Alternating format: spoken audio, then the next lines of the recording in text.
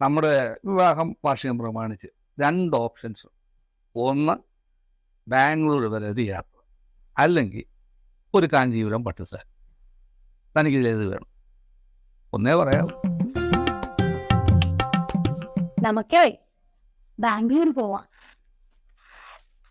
അവിടെ നല്ല പട്ടുസാരി കിട്ടോ.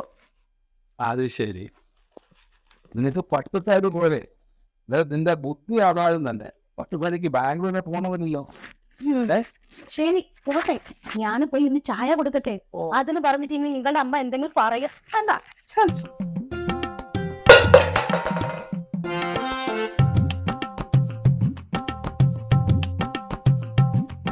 എന്താ അവിടെ ഓടുവാ, അടുക്കളയില് അളമാരി മറിഞ്ഞു വീണ്.